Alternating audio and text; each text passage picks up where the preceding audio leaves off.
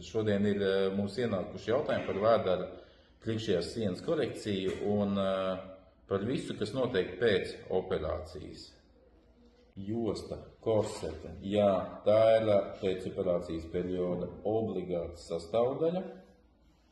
Neskatoties uz to, kad lielākoties es lieku tā saucamās pretserumu šuves, kad es mēģinu noslēgt brīvo telpu, kas ir zem ādas, tā vai tā šīs korsetes vai jostas ir jānēsā.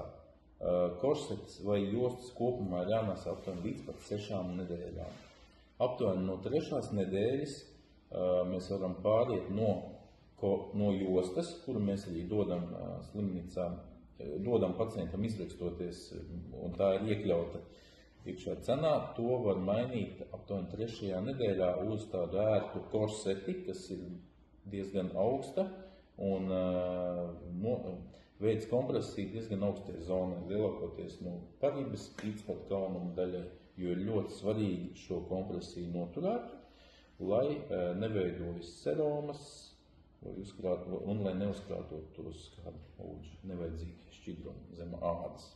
Pacienti prasa, vai tā korsete vai josta ir jānēsā tā, ka pēlpot nevar. Tā gluži nevajadzētu, jo tomēr ir jābūt labā komforta stāvoklī pēc šīs operācijas. Korsete ir jālieto tā, lai jūt, ka viņa ir ladījusi kompresiju, ka jūs jūtat, kad ir piespiesta tā vēdera priekšējā siena.